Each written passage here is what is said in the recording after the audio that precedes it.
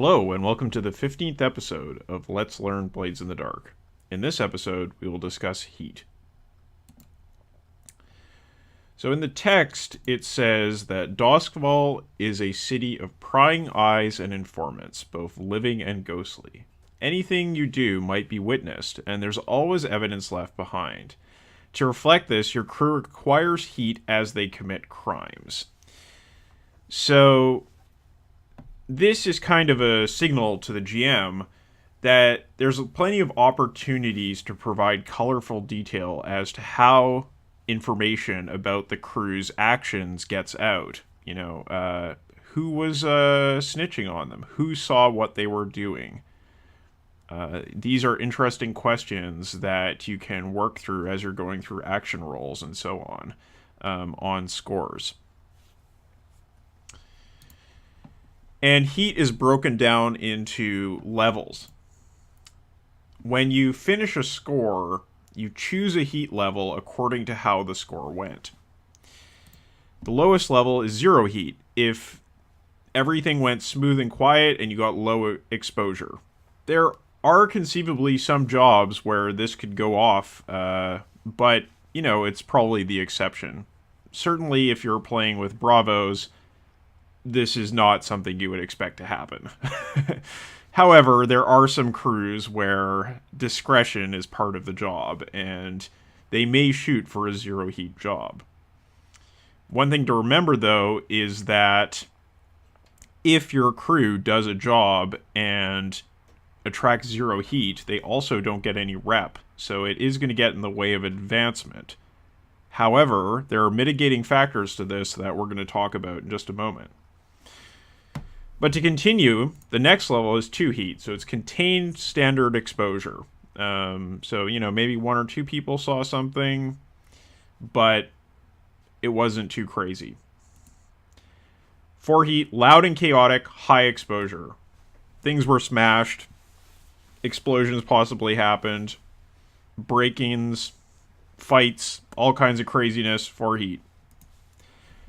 6 heat, wild, devastating exposure. The city block is on fire. There were large and obvious explosions. A horde of terrible ghosts was unleashed. A demon was summoned into this realm. I mean, this is 6 heat stuff. There was a massive rumble on the streets, like you might see in the Warriors. That's a 6 heat job. Next, modify the heat level according to the following criteria. So as I said, there are some things that are going to modify even a 0 heat job. You add 1 heat for a high profile or well-connected target. So even if you do a job as discreetly as possible, if you are doing it against a high profile or well-connected target, your crew is still going to take 1 heat, which means you will still get rep. So what this means is that you're not necessarily penalized for doing quiet jobs. What you are penalized for is instead doing quiet jobs against small fry. You still want to be daring scoundrels, and so the game is encouraging you to take risks. And this is also true of the next condition, the next modifier. Add +1 heat if the situation happened on hostile turf. Again, just putting you in a dangerous situation. This can help to provoke turf wars. Get in a war, you also add a heat for that. Add +1 heat if you're at war with another faction. So this actually adds an incentive to end wars as fast as possible. And it makes the players feel a sense of urgency about the war and a desire to take out their targets and the wars as fast as possible rather than taking on other jobs and ignoring the war they're in. That makes a lot of sense because, as we'll see, heat is something that is very hard to get down once it goes up. You also add +2 heat if killing was involved, whether the crew did the killing or not. So this kind of harkens back to the Dishonored roots of this game. Killing is serious business. if you kill someone, then you're going to get in a pretty rough heat situation in a hurry. And it doesn't even have to be your crew that did it. Just like in Dishonored, if the rats get to someone that you happen to knock out, well, your heat's still going up. And this adds an incentive to solve problems through other means than violence, which, is just an incentive to have interesting and varied roleplay, rather than just saying, oh, okay, there's a guard, I stab him. Well, maybe you're going to try to sway him. Maybe you're going to try to scare him off. These are kind of more creative solutions to problems, and having an incentive to do something other than just pulling out your dagger and stabbing someone is going to make scores a little bit more interesting. So heat maxes out at 9 and grants a wanted level, but excess heat rolls over into the next level. So as you'll remember, your heat is assigned at the end of a score. So it all gets assigned at once, and the amount that is assigned to you can roll over into the next wanted level, into the next stack of heat. So let's say you are at 8 heat and you take 4, that's going to roll over into the next level.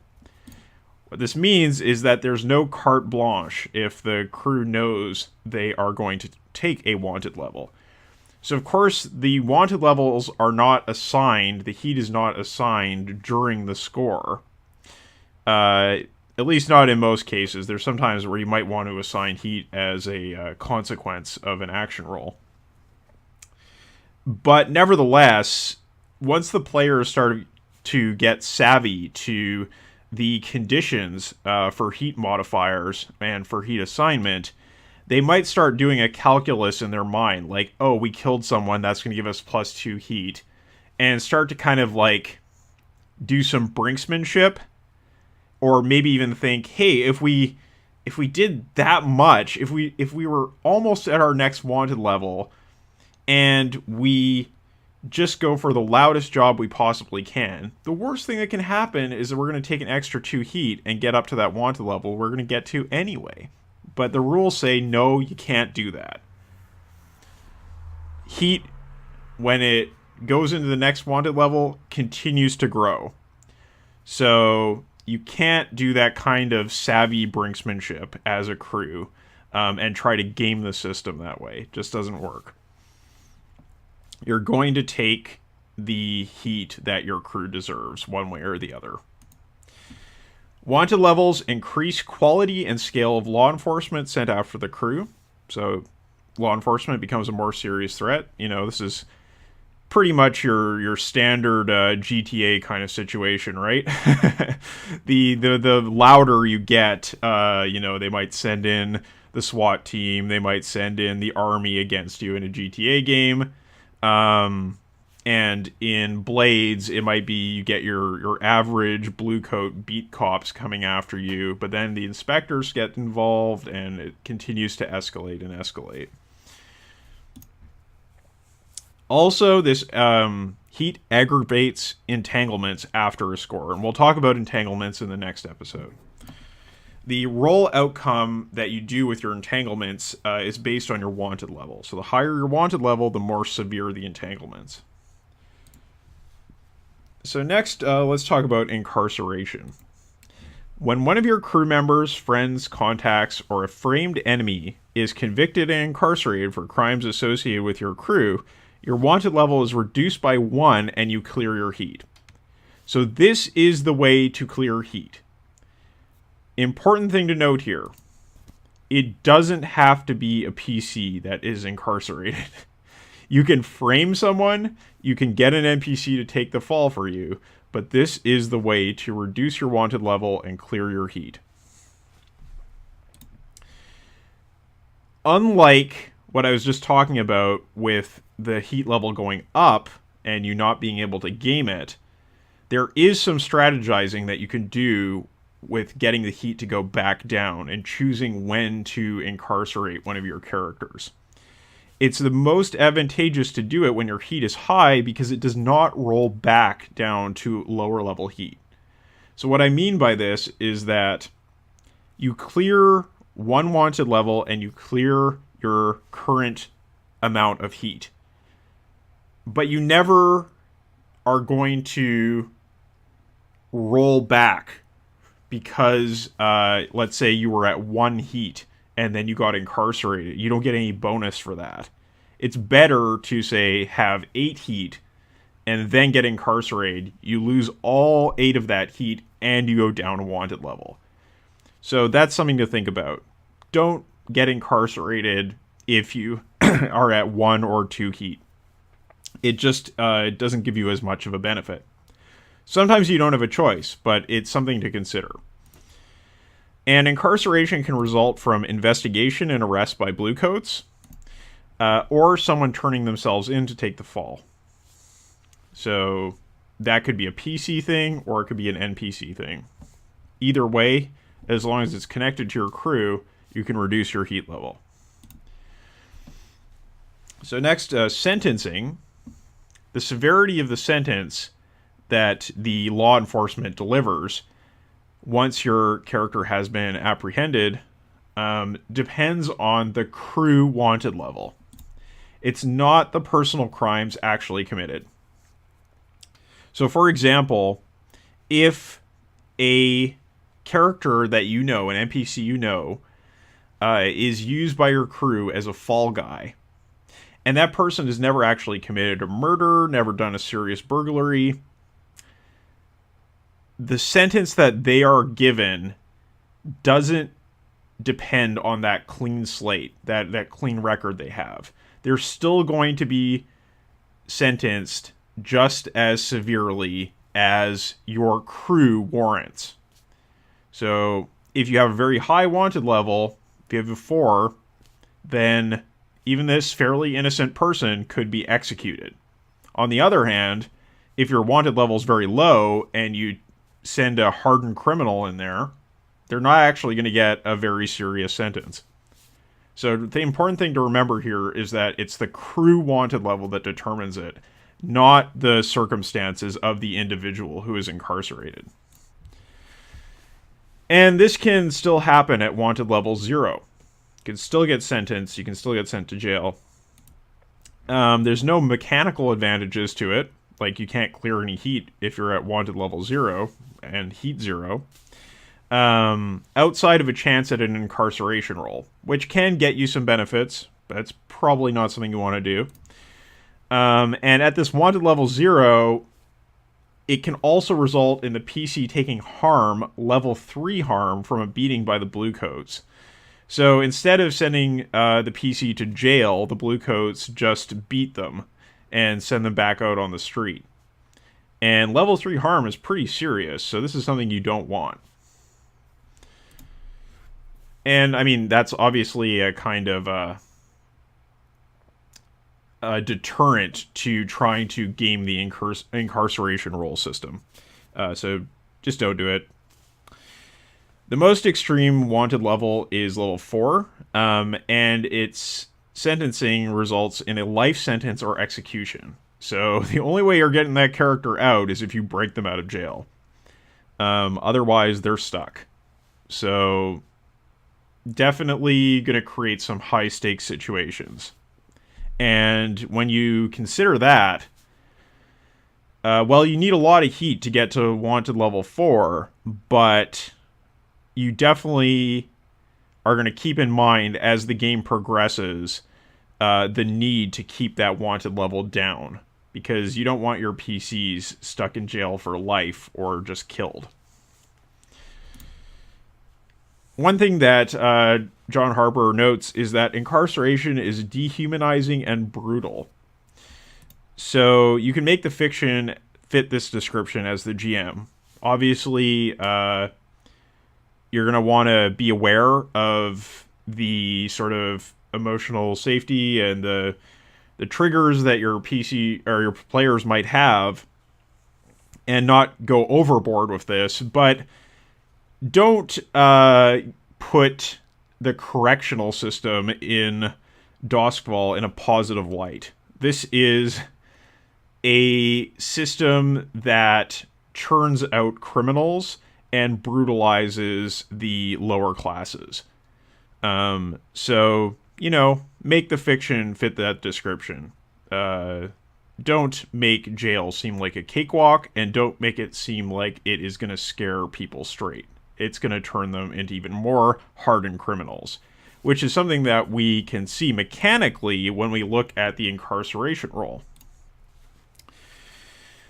So the incarceration roll is a kind of fortune roll type system, and you roll 1d for every crew tier level. So the higher your tier is, the more rep you have, and the more rep you have, the more weight you have in jail. So this is what's going to influence how well your term in jail ends up going. If you roll a crit, it goes pretty well. You get 3 rep for your crew, 1 prison claim, and 1 faction status with a faction that you assisted while you served your time. That's a pretty big payout.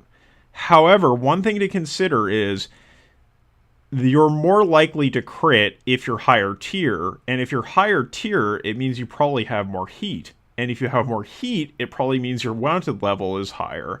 And therefore, even though you're going to get a lot of dice on your incarceration roll, your sentence is also going to be quite long.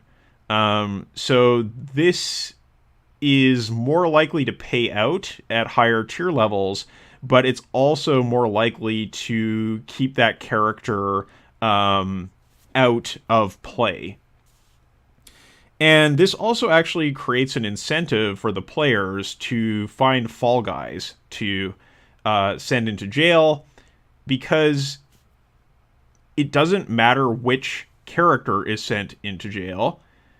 The crew tier determines how well the incarceration roll might go. So, it doesn't necessarily have to be a PC to get this benefit. If you get a 6, you do your time well, your crew gains 1 prison claim and +1 faction status with a faction that you assisted while you served your time. So that went pretty well. And as I said before, this just goes to show that when you are in jail, you are actually networking with other criminals, and you are becoming more enmeshed in the underworld. Therefore, you're not going to get out of jail and quit doing crimes.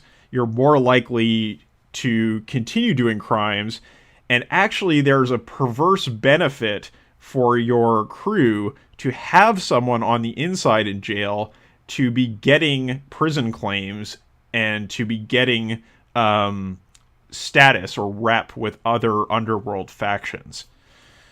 So this just goes to show that the prison system is not actually cleaning anybody up. They're just continuing the cycle of crime, and actually the jail kind of serves as a territory or an extension of the underworld.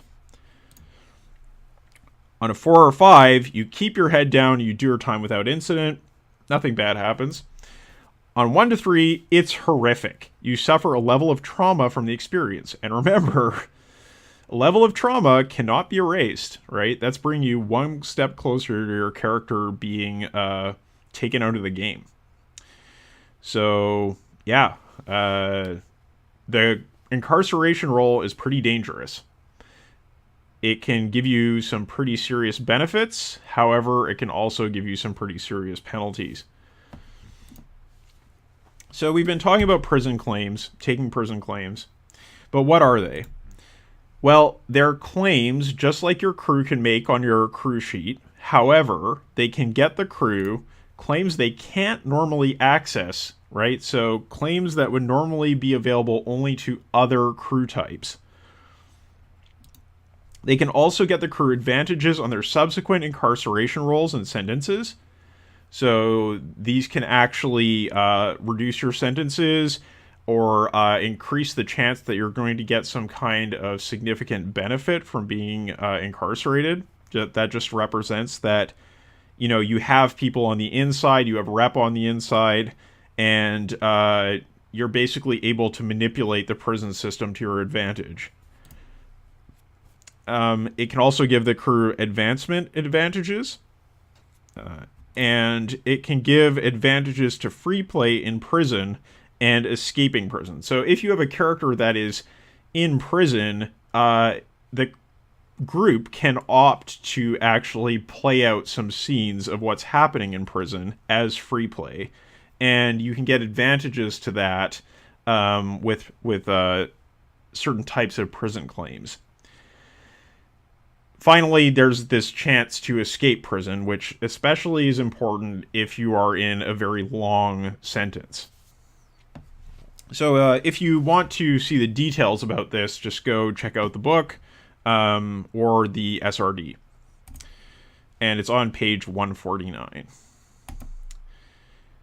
So as I said, in the next episode, we are going to cover entanglements. And I will see you then.